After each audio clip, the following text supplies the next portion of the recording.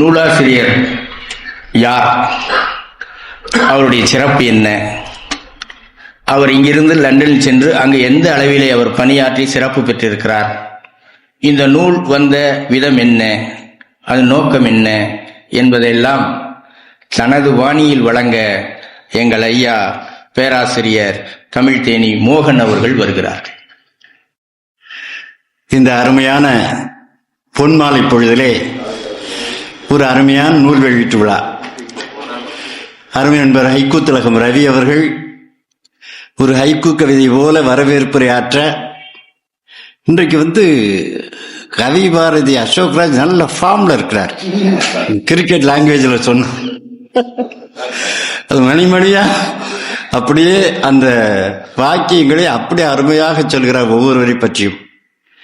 பெருமக்களே, நம்முடைய கவிஞர் புதுயுகன் கே ராமானுஜன் என்பது அவருடைய இயற்பெயர். விளம்பர மொழியிலே சொல்வார்கள், தொட்டு தொடரும் ஒரு பட்டு பாரம்பரியம் என்று சொல்லி. அதுபோல உடைய தாத்தா ராமானுஜ கவிராயர் 12,285 பாடல்கள், காந்தி காவியம் என்ற அந்த அற்புதமான காவியத்தை படைத்த பெருமகனாருடைய வழித்தோன்றல் பெயரன் நம்முடைய புதுயுகன் அவர்கள். இவருக்கு என்ன ஒரு தனிச்சிறப்பு என்று சொன்னால், நம்முடைய ரவி சுட்டிக்காட்டியதைப் போல லண்டன் மாநகரிலே ஒரு கல்லூரியுடைய முதல்வராக கல்வித்துறையிலே மிக உயர்ந்த பொறுப்பில் இருந்து கொண்டு தமிழுக்கு அரணாக அணியாக விளங்குகிற ஒரு பெருமகனார். இவருடைய துறை கணினித்துறை. இவருக்கு பிடித்ததோ கவிதை துறை. அது மென்பொருள், கவிதை என்ற மென்பொருள் இவருடைய உள்ளத்தை ஈர்த்து ஆட்கொண்ட ஒரு அருமையான கலை. கவிதை தொகுப்பாக 3 தொகுப்புகளை போட்டிருக்கிறார். அந்த அருமையான மடித்து மழையின் மனதிலே என்ற ஒரு தொடர், மடித்து வைத்து வானம் இல்லையா, வானம், கதவு இல்லாத கருவூலம். ஒரு வானத்தின் மேல இவருக்கு ஒரு அளவு கடந்த ஒரு பற்று பாசம். அதனால ஒரு வானளாவிய பற்று. கதவு இல்லாத கருவூலம், மடித்து வைத்த வானம், மழையின் மனதிலே என்று சொல்லி 3 அருமையான கவிதை தொகுப்புகளை வெளியிட்டிருக்கிறார் நம்முடைய புதுயுகன் அவர்கள்.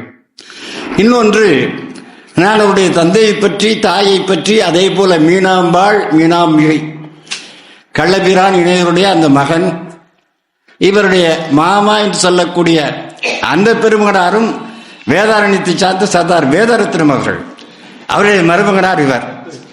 எனவே 2 குடும்பங்களுடைய ஒரு அருமையான ஒரு கலவையாக நம்முடைய புதுயுகன் அவர்கள் வீற்றிருக்கிறார்கள். நான் அடிக்கடி நினைப்பது உண்டு, ஒரு கவிஞராக மட்டுமில்லாமல் ஒரு புனைகதை ஆசிரியராக. குமுதம் இதழிலே தாய்மை என்ற கதை தான் இவருடைய முதல் கதை. கல்கியிலே, கணையாடியிலே என்று சொல்லி தமிழரசு என்ற அந்த இதழ்களிலே எல்லாம் இவருடைய கதைகள் வெளிவந்திருக்கின்றன. சமுத்திர சங்கீதம் என்று ஒரு நாவல் எழுதியிருக்கிறார். அதே போல விடுதலை போராட்டத்தில் உப்பு சத்தியாகிரம் பற்றி ஆங்கிலத்தில் ஒரு அருமையான நூலை படைத்து தந்திருக்கிறார்.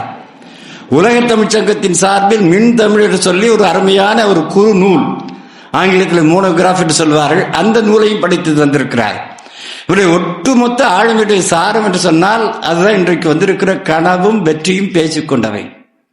சொன்னார்கள் பாருங்கள், ஒரு நூலுக்கு தலைப்பு எவ்வளவு முக்கியம் என்று சொன்னால், ஒரு பெண்ணினுடைய நுதலிலே தரித்த நறுந்திலகம் போல அந்த தலைப்பே பாதி செய்தியை சொல்ல வேண்டும், முழுக்க சொல்லிவிடக் கூடாது, குறிப்பாக சொல்ல வேண்டும். அதான் கனவும் வெற்றியும். கனவும் சந்தித்துக் கொண்ட ஒரு வேளையிலே அந்த வெற்றியை பார்த்து கனவு கேட்கிறது, அந்த காதல் மொழி பேசுகிறது. அப்போது அந்த வெற்றி சொல்லுகிறது, 2 ரோஜாக்களை கொண்டு வா. என்ன 2 ரோஜா என்று சொன்னால், ஒன்று திறமை என்ற ரோஜா, இன்னொன்று பண்பு என்ற ரோஜா. அந்த 2 ரோஜாவை பெற்றுக்கொண்ட உடனே முழுமையாக வெற்றி கனவை தழுவி கொண்டது என்று சொன்னால், இளைய தலைமுறைக்கு அவர் தருகிற செய்தி இதுதான். நிறைய இளைய தலைமுறை மாணவர்கள் வந்ததனால் சொல்கிறேன், இன்னமும் காலம் காலமாக சொல்லிக் கொண்டிருக்கிறோம், துங்க கரிமுகத்து தூமணியே.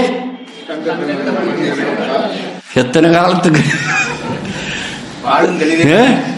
பாலும் தெளிதேடும் பாகம் பருப்பும் 4 கலந்து 4 முடக்கு தர வேண்டாம் ஐயா இருக்கிறதுனால அதை சொல்லக்கூடாது, சொல்லாம இருக்க முடியல. பாரதிதாசன் சொல்வார், தமிழ் உனக்கு அவள் மலிவா போச்சா பாரு, பால் தேடு பாகு பருப்பு சேர்ந்தா 4 கூட வராது, சங்கத்தமிழ் மூன்றையும் கிடைக்கிறப்போ உங்களுக்கு இவ்வளவு மலிவாக தெரிகிறதா? அப்படி கேட்கக்கூடாது, சொல்லக்கூடாது பார். அதனால் நம்முடைய புதுகன் எப்படி சொல்கிறான்னு சொன்னால், இன்றைக்கும் தமிழன்னையை பார்த்து நாம் என்ன செய்து கொண்டிருக்கிறோம் என்றால் வேண்டிக் கொண்டிருக்கிறோம், தாய் என்று வேண்டிக் கொண்டிருக்கிறோம். இந்த நிலை மாறி வேண்டியதை செய்யக்கூடிய அளவுக்கு இளைய தலைமுறை தமிழ் இனம் உயர வேண்டும் என்பதுதான் இவருடைய ஒரு செய்தி. இன்றைக்கும் சங்கத்தமிழ் மூன்றும் தாய் என்று சொல்ல வேண்டாம். எப்படி சொல்ல வேண்டும் என்று சொன்னால், சங்கத்தமிழை நாம் பிற மொழிகளிலே தர வேண்டும். இன்றைக்கு சங்கத்தமிழை புதுக்கி புதிய தமிழாக தர வேண்டும். இந்த 3 தொகுதிகளும் நீங்கள் பார்த்தீர்கள் என்று சொன்னால், அருமையான ஒரு கலை நுணுக்கத்தோடு செய்திகளை சொல்வதிலே எனக்கு புதுயுகனுடைய அந்த படைப்பாளர்களை பிடித்த கூறு என்னென்று கேட்டால், பெருமக்களே, பாரதியையும் பார்க்கலாம், பாரதிதாசனையும் பார்க்கலாம். பாரதியும் பாரதிதாசனும் ஒரு சரிவிகிதத்திலே கலந்தால் ஒரு ஆளுமை கிடைக்கும் அல்லவா? அந்த ஆளுமைதான் புதுயுகன் அவர்கள். பாரதியமும் பாவேந்தமும் அந்த கலந்த கூட்டுக்களி. ரோமி சொன்னா கூட எப்படி சொல்வான்னு சொன்னா, எப்படி இருக்கிறது என்று சொன்னால், ஒரு சிற்றோடையை சொல்லுகிற பொழுது ஒரு பேர் அழகியுடைய மேலங்கியை போல இருக்கிறது சிற்றோடை. அதே போல ஒரு இயற்கையை வர்ணிக்கிற பொழுது கூட எப்படி இருக்கிறது என்று சொன்னால், அந்த மாலை பொழுது இயற்கையை வர்ணிக்கிற பொழுது அந்த பூ பெய்திய பெண்ணை போல இருக்குது என்று சொல்லுவார். அதே போல படிக்கிற பொழுது ஒரு நம்பிக்கையை தூண்டுகிற கவிதை தான் வாசை குலதிசை அவர்கள் சொல்வார்கள். இன்றைக்கு கவிஞனுடைய பணி என்ன என்று கேட்டால், படிப்போர் உள்ளத்திலே நம்பிக்கையை விதைக்க வேண்டும், நம்பிக்கையை ஆழமாக ஊன்ற வேண்டும். அது இவருடைய படிப்புகளிலே அங்கு இங்கு எனாதபடி எங்கும் விரவி நிற்க காணலாம். வாழ்க்கை உன்னை எப்படி வதைத்தாலும் கசக்கி போட்டாலும் மனதை நன்றாக வைத்துக்கொள், நாளைக்கு நீ பட்டு துணி ஆகலாம் என்று மலையின் மனதிலே என்ற கவிதை தொகுப்பிலே அருமையாக எழுதியிருப்பார். இப்படி பார்க்கிற பொழுது பெருமக்களே, புதுயுகன் என்ற ஒரு ஆளுமை ஒரு கவிஞராக, ஒரு கட்டுரை ஆசிரியராக, ஒரு கதைஞராக, ஒரு கணிப்பொறி அறிஞராக இன்னும் ஒரு படி தாண்டி புது யுகத்திற்கு நம்மை அழைத்து செல்லுகிற ஒரு ஆளுமையாக இன்றைக்கே தினமலர் நாளிதழில் அருமையான மதிப்புரையை இங்கே வெளியிட்டிருக்கிறார்கள். அந்த மதிப்புரையை படித்தால் கூட கடைசியில் முடிக்கிற பொழுது அந்த நண்பர் ஜிவி அவர்கள் அருமையாக முடித்திருப்பார். புது யுகம், இந்த நூலை படித்தீர்கள் என்று சொன்னால் புது யுகம் கட்டாயம் பிறக்கும். புது யுகனுடைய நூலை நீங்கள் படித்தீர்கள் என்று சொன்னால் புது யுகம் பிறக்கும் என்ற நம்பிக்கை பிறக்கிறது என்று எழுதியிருக்கிறார். ஒரு அருமையான நூலை பற்றி பேசுவதற்கு 3 பெருமக்கள், அதையும் தாண்டி ஒரு அருமையான அவை.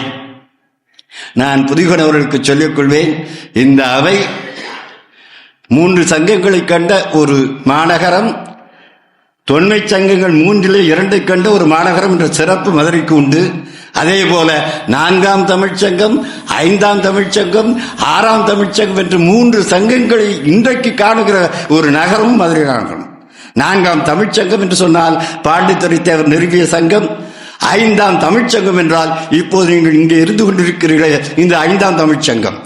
6ஆம் தமிழ்ச்சங்கம் என்று சொன்னால் நம்முடைய வரதராஜன் அவர்கள் நடிக்கிற அந்த புரட்சி கவிஞர் அந்த மன்றம் என்று சொன்னால் 6 தமிழ்ச்சங்கங்களை கண்ட இந்த மாநகரிலே புதுயுகன் அவர்கள் இந்த ஒரு மாமன்றத்திலே அந்த நூலை அரங்கேற்றம் செய்வதற்கான ஒரு வாய்ப்பு பெற்றது பெரும் பேறு என்று சொல்லி அவருடைய வருகை நமக்கு மிகுந்த மகிழ்ச்சியை தருகிறது. மேடையில் விற்றிருக்கிற பெருமக்களை பார்க்கிற பொழுதெல்லாம் அவர் நன்றாக நம்முடைய ஹைக்குதிலகம் ரவி அவர்கள் சொன்னார்கள், சந்திரா அம்மையாரை பார்க்கிற பொழுது பாரதி கனவு கண்ட புதுமை பெண் எப்படி இருப்பார் என்று சொன்னால் இதோ இப்படித்தான் இருப்பார் என்று காட்டுகிற வகையில் ஆளுமை திறமிக்க ஒரு பெண்மணியை நான் பார்க்கிறேன். ஒரு ஆளுமை திறமிக்க இன்றைக்கு தமிழ் தாத்தா என்று சொன்னதற்கு அதை தமிழ் தாத்தா என்று மூவேசாவை பாராட்டியது கல்கி 3 காரணங்களை சொல்லுகிறார். முதல் காரணம் என்ன என்று கேட்டால், தமிழ் தாத்தா அவர் இருந்தால் தமிழ் பாட்டி அவை. இப்ப தமிழ் தாத்தா ஒருத்தர் இருக்கணும் இல்லையா, மூவேசா. 2வது, தமிழ் அன்னையை தா தா என்று கேட்கிறாளாம், அதனால் தமிழ் தாத்தா. 3வது ரொம்ப முக்கியம், இன்னைக்கு தமிழை வளர்க்கணும்னா ஒரு தாதா வேணும், அதான் ஊவேசா. தமிழுக்கு ஒரு தாதாவாக இன்னமும் சொல்ல வேண்டும் சொன்னால் தமிழை காக்கின்ற அந்த பெருமாட்டிக்கு மதுரை மாநகரம் தன்னுடைய வாழ்த்துக்களை வழக்குகளை தெரிவித்துக் கொள்வதென்று சொல்லி ஒரு அருமையான வாய்ப்பு தந்த பெருமக்களுக்கு மீண்டும் நன்றியை சொல்லி வாழிய செந்தமிழ், வாழ்கிற தமிழர், வாழிய பாரத மணித்திருநாடு. வாய்ப்புக்கு நன்றி, வணக்கம்.